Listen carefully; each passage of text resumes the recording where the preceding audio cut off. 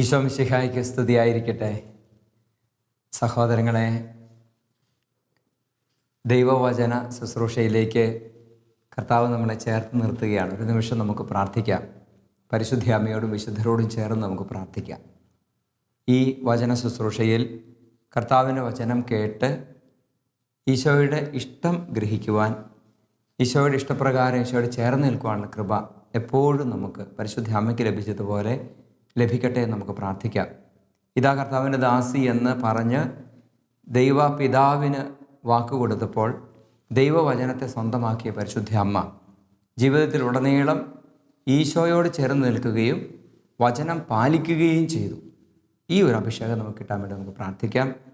അമ്മേ മാതാവേ, ഞങ്ങൾക്ക് വേണ്ടി നിരന്തരം പ്രത്യേകിച്ച് ഈ ശുശ്രൂഷ സമയത്ത് മധ്യസ്ഥം വഹിക്കണമേ.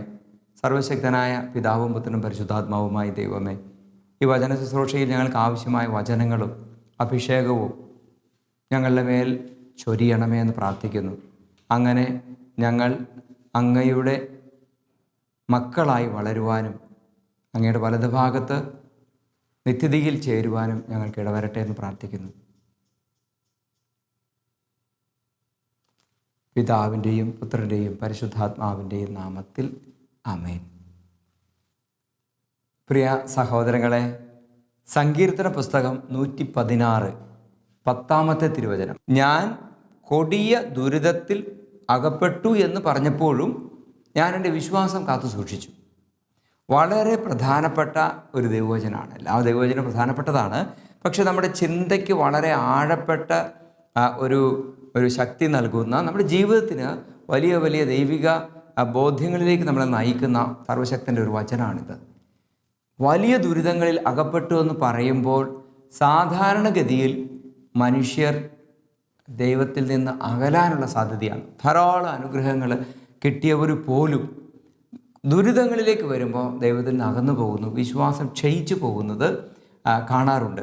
ചിലരൊക്കെ സത്യത്തിൽ വിശ്വാസം ഉപേക്ഷിച്ചു പോയ സാഹചര്യങ്ങൾ, ചെറിയ കുട്ടികൾക്കൊക്കെ ആണെങ്കിൽ നമുക്ക് മനസ്സിലാകാം, അവർക്ക് അങ്ങനെ ഒരു വിശ്വാസത്തിലേക്ക് ആഴപ്പെടാത്ത സാഹചര്യങ്ങളാണ്. ചില കുട്ടികളെ അങ്ങനെ കണ്ടിട്ടുണ്ട്. ഒത്തിരി പ്രാർത്ഥിച്ചു, മാർക്ക് കിട്ടിയില്ല, അതുകൊണ്ട് പള്ളിപ്പോക്ക് നിർത്തി. ഓക്കെ, അത് കുട്ടികളായതുകൊണ്ട് അവർക്ക് അത്രയേ ബോധ്യമുള്ളൂ എന്ന് കുട്ടിക്കോ ജീവിതാനുഭവത്തിലൂടെ അവർ കടന്നു വരുന്നത് മനസ്സിലാകും. എന്നാൽ ധാരാളം ജീവിതാനുഭവങ്ങളിലൂടെ കടന്നു പോയി പക്വതയും പ്രായവും ഒക്കെ എത്തിയവർ പോലും ജീവിതത്തിൽ പ്രതിസന്ധികൾ ഉണ്ടാകുമ്പോൾ, വേദനകളും വിഷമങ്ങളും ഞെരുക്കങ്ങളും ചിലപ്പോൾ ഉത്തരം കിട്ടാത്ത കുറേ പ്രശ്നങ്ങളുടെ നടുവിലൂടെയൊക്കെ പോകേണ്ടി വരുമ്പോൾ അവർ ക്രമേണ ദൈവത്തിൽ നിന്ന് അകലുകയും ദൈവത്തെ ചോദ്യം ചെയ്യുകയും ഈശോ സ്നേഹിക്കുന്നുണ്ടോ എന്ന് സംശയിക്കുകയും ചിലരൊക്കെ വിശ്വാസം പോലും ഉപേക്ഷിക്കുകയും ചെയ്യുന്ന സാഹചര്യങ്ങൾ കാണാൻ ഇടവന്നിട്ടുണ്ട്.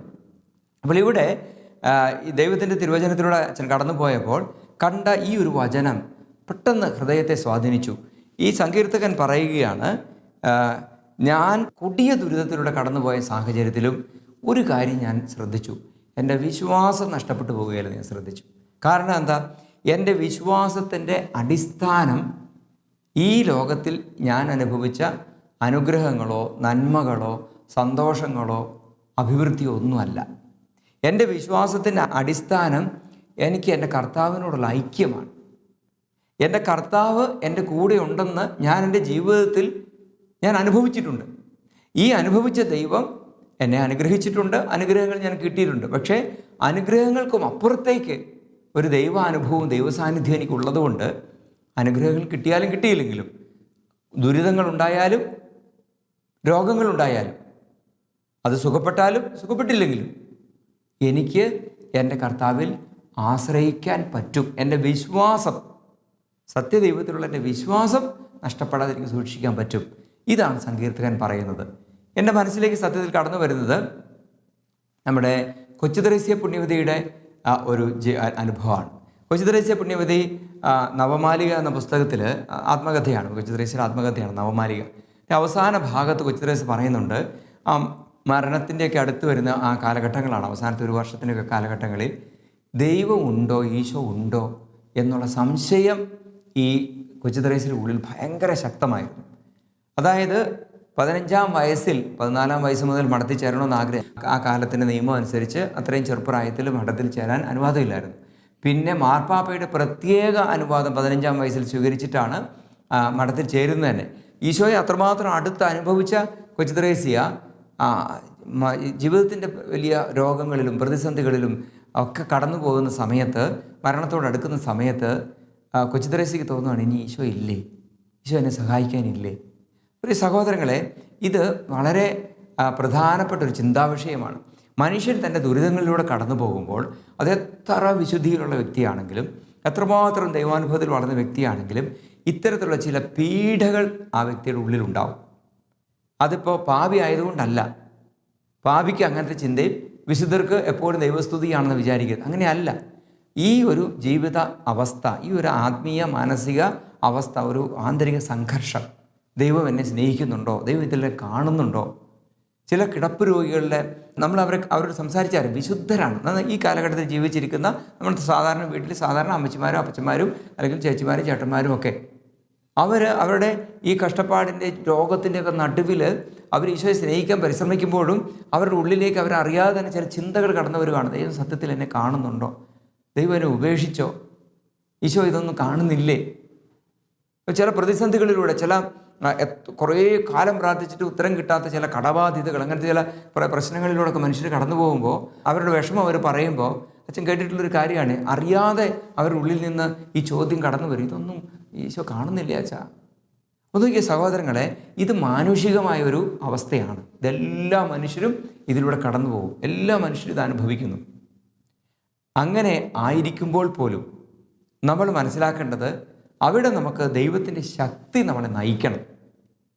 ആ ചിന്തകൾ ഒരു പക്ഷേ ഒരു പീഡയായിട്ട് നമ്മുടെ ഉള്ളിൽ വന്നാലും ആ പീഡയ്ക്ക് വിട്ടുകൊടുക്കരുത്. ഇപ്പോൾ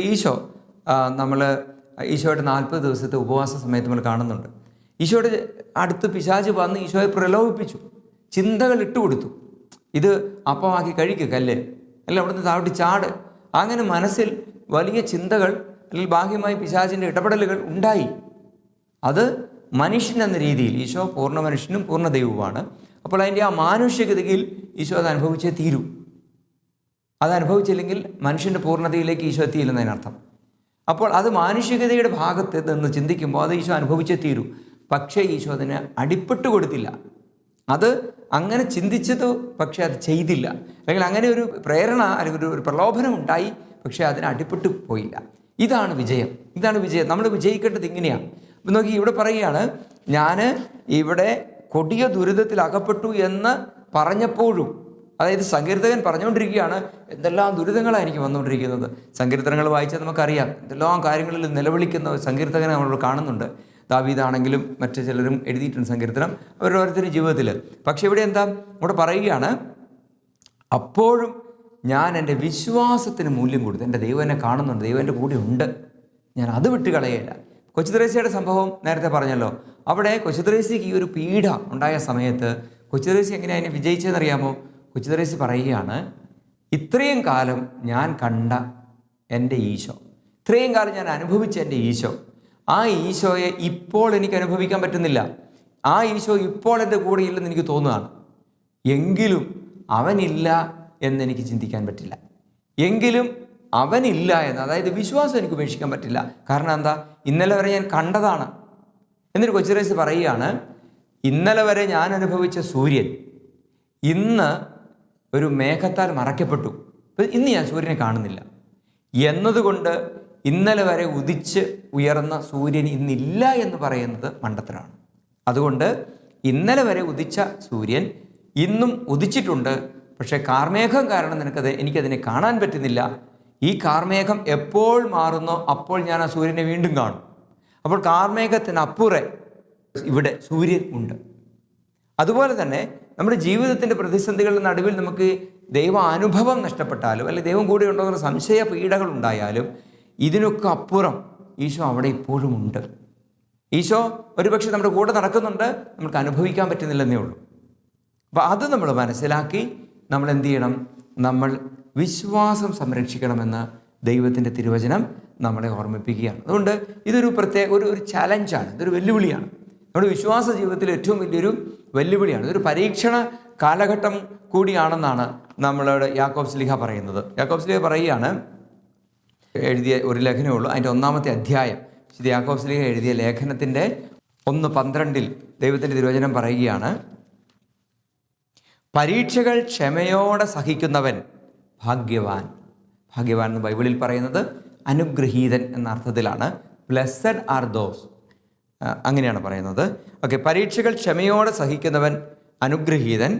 എന്തെന്നാൽ അവൻ പരീക്ഷകളെ അതിജീവിച്ച് കഴിയുമ്പോൾ തന്നെ സ്നേഹിക്കുന്നവർക്ക് ദൈവം വാഗ്ദാനം ചെയ്തിരിക്കുന്ന ജീവൻ്റെ കിരീടം അവന് ലഭിക്കും. നോക്കിയേ, പരീക്ഷകൾ ഉണ്ടായിരിക്കും ജീവിതത്തിൽ. ഇങ്ങനെയുള്ള പല പ്രതിസന്ധികളിലൂടെ, കൊടിയ ദുരിതങ്ങളിലൂടെ ദൈവം നമ്മളെ കടന്നു പോകാൻ അനുവദിക്കും. പക്ഷേ അവിടെ എന്താ, ഈ പരീക്ഷകൾ ദൈവം അനുവദിക്കുമ്പോൾ തന്നെ നമുക്ക് അതിനകത്തൊരു അനുഗ്രഹം ചേർത്ത് വച്ചിരിക്കുകയാണ്. ഏശയ്യാ പ്രവചനത്തിൽ ദൈവത്തിൻ്റെ തിരുവചനം 50-ാമത്തെ അധ്യായം, ഏശയ്യാ 50 അതിൻ്റെ 10-ാമത്തെ തിരുവചനം, ഏശയ്യാ 50:10, നിങ്ങളിൽ ആരാണ് കർത്താവിനെ ഭയപ്പെടുകയും അവിടുത്തെ ദാസൻ്റെ വാക്ക് അനുസരിക്കുകയും ചെയ്യുന്നത്? പ്രകാശമില്ലാതെ അന്ധകാരത്തിൽ നടന്നിട്ടും കർത്താവിൻ്റെ നാമത്തിൽ ആശ്രയിക്കുകയും തൻ്റെ ദൈവത്തിൽ അഭയം തേടുകയും ചെയ്യുന്നവൻ തന്നെ. അതെങ്കിൽ ആരാ ദൈവത്തിൻ്റെ പ്രിയപ്പെട്ടവർ? ഇവിടെ പറയുകയാണ്, പ്രകാശം ഇല്ലാതെ അന്ധകാരത്തിൽ നടന്നിട്ടും. പ്രകാശത്തിൽ നടക്കാൻ എളുപ്പമാണ്. പ്രകാശത്തിൽ നമ്മൾ കണ്ണടച്ച് വേണേൽ നടക്കാം എന്ന് പറഞ്ഞൊരു കോൺഫിഡൻസ് നമുക്കുണ്ട്. പക്ഷേ ഇരുട്ടാണെങ്കിലോ കണ്ണ് മുഴുവൻ തുറന്നിരുന്നാലും നമുക്ക് നടക്കാൻ പറ്റില്ല. അപ്പോൾ പ്രകാശമില്ലാതെ അന്ധകാരത്തിൽ നടന്നിട്ടും കർത്താവിൻ്റെ നാമത്തിൽ ആശ്രയിക്കുക എന്ന് പറഞ്ഞാൽ എന്താ? പ്രകാശം ഇതൊരു ആലങ്കാരികമായൊരു ഭാഷയാണ്.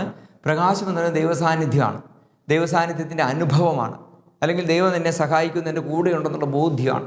അപ്പോൾ ഇതൊക്കെ നഷ്ടപ്പെടുന്ന പീഡയുടെ ഒരു സമയം. ഈ പീഡയുടെ സമയത്ത് പോലും എന്താ ഇവിടെ പറയുകയാണ്, അന്ധകാരത്തിൽ നടന്നിട്ടും കർത്താവിൻ്റെ നാമത്തിൽ ആശ്രയിക്കുക. ഇങ്ങനെ ജീവിതത്തിൽ പ്രതിസന്ധികളും പ്രശ്നങ്ങളും ഉണ്ടാകുമ്പോഴും കർത്താവിൻ്റെ കൂടെയുണ്ടെന്ന് ഉറപ്പിച്ച് കർത്താവിൽ ആശ്രയിക്കുക.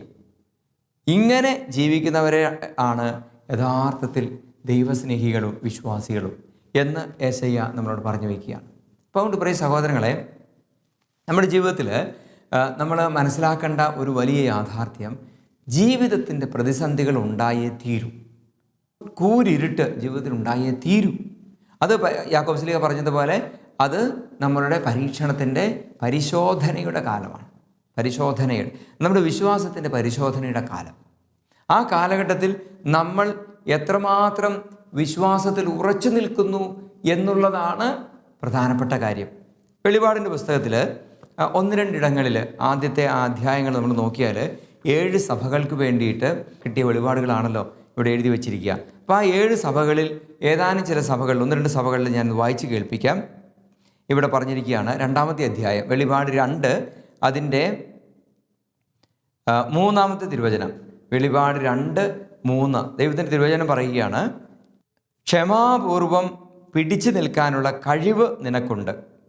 എൻ്റെ നാമത്തെ പ്രതി പീഡകൾ സഹിച്ചിട്ടും നീ ക്ഷീണിച്ചില്ല.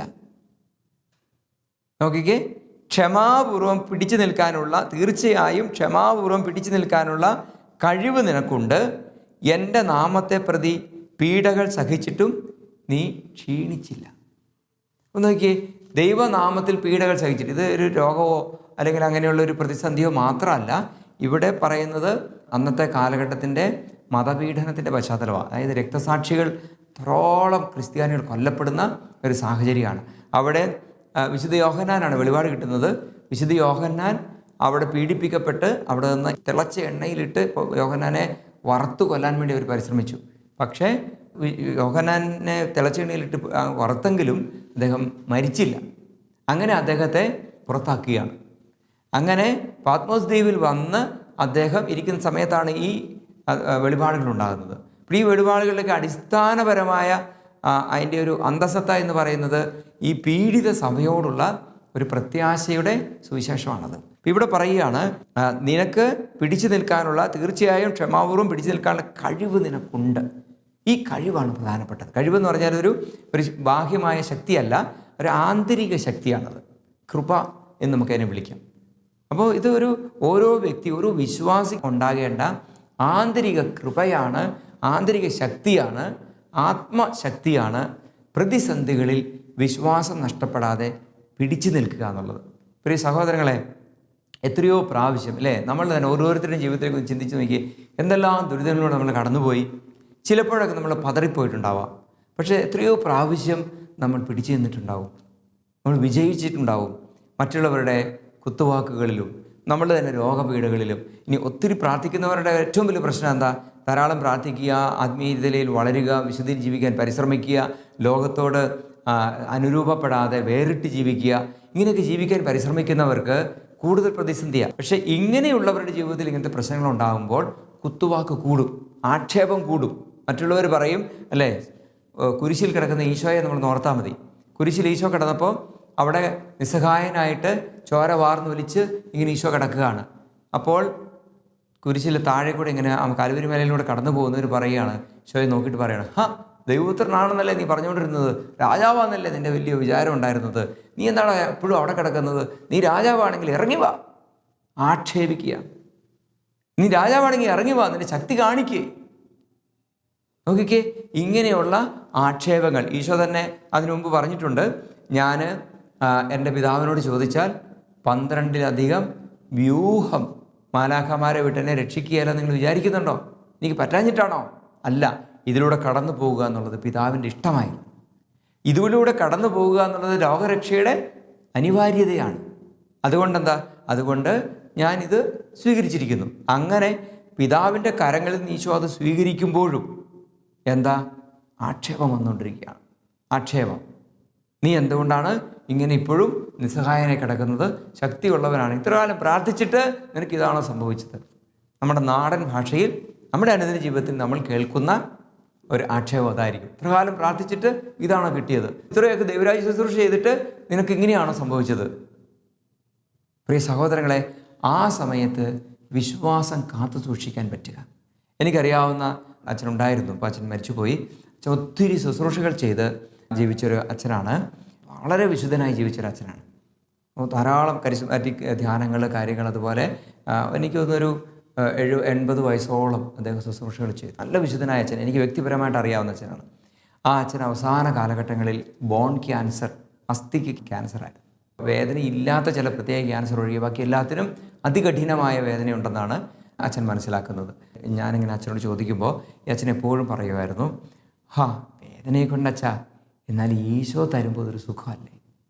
വേദനയെ കൊണ്ടച്ഛാ, എന്നാലും ഈശോ തരുമ്പോൾ അതൊരു സുഖമല്ലേ? നോക്കിക്കേ, ഞാൻ കൊടിയ ദുരിതത്തിൽ അകപ്പെട്ടു എന്ന് പറയുമ്പോഴും ഞാൻ എൻ്റെ വിശ്വാസം കാത്തു സൂക്ഷിച്ചു. അപ്പോൾ ഈ കൊടിയ ദുരിതത്തിൻ്റെ നടുവിൽ പിശാചിട്ട് തരുന്ന ചിന്ത എന്താ? വിശ്വാസം ഉപേക്ഷിക്കാനുള്ള ചിന്തകളാണ്. ദൈവമില്ല, ദൈവം സഹായിക്കുന്നില്ല, ദൈവം സ്നേഹിക്കുന്നില്ല.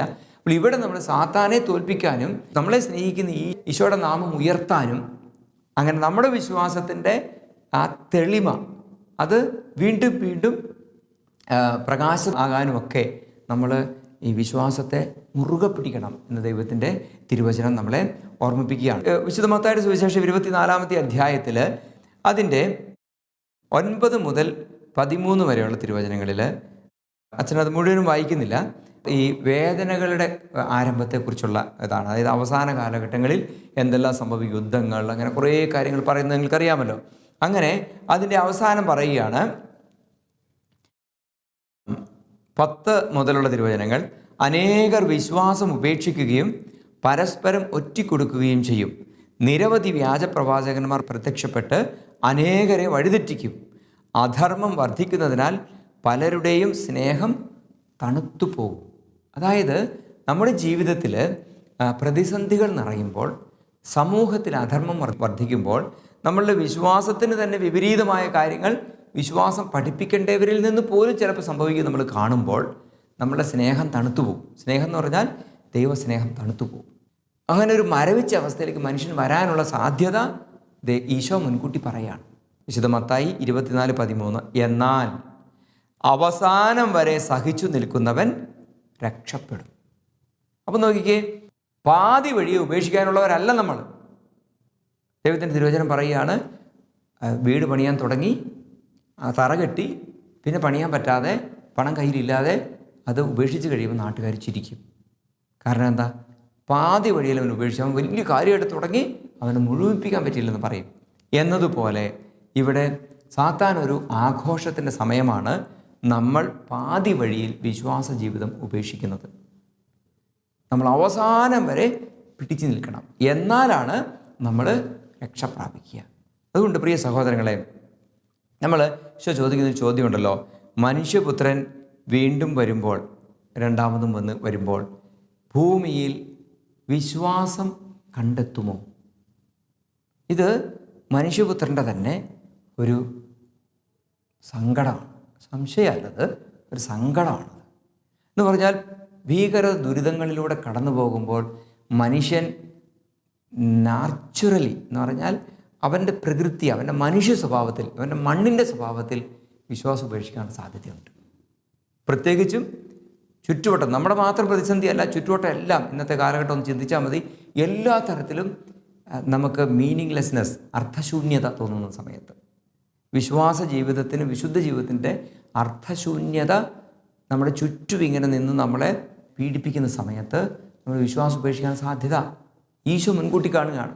ഇത് പറയാണ്, മനുഷ്യപുത്രൻ വീണ്ടും വരുമ്പോൾ ഭൂമിയിൽ വിശ്വാസം കണ്ടെത്തുമോ? പ്രിയ സഹോദരങ്ങളെ, നമുക്ക് പ്രാർത്ഥിക്കാം. ഈശോയെ, അവസാന നിമിഷം വരെ വിശ്വാസത്തിൽ പിടിച്ചു നിൽക്കാനുള്ള കൃപ, വിശ്വാസം, ഈശോയെ അങ്ങയോടുള്ള ഐക്യം, അങ്ങയോടുള്ള സ്നേഹം തരി പോലും കുറയാതെ കഷ്ടതകളിൽ അഗ്നിയിൽ തിളങ്ങുന്ന സ്വർണം പോലെ കഷ്ടതകളിൽ തിളങ്ങുന്ന വിശ്വാസം ഞങ്ങളിൽ ഉണ്ടാകാൻ അനുഗ്രഹിക്കണമേ. അമ്മേ, മാതാവേ, വിശുദ്ധരെ, മാലാഖമാരെ, ഞങ്ങളുടെ വിശ്വാസ ജീവിതത്തിൽ സഹയാത്രികരായി ഞങ്ങളുടെ കൂടെ ഉണ്ടായിരിക്കണമേ. പിതാവിൻ്റെയും പുത്രൻ്റെയും പരിശുദ്ധാത്മാവിൻ്റെയും നാമത്തിൽ ആമേൻ. Ave Maria.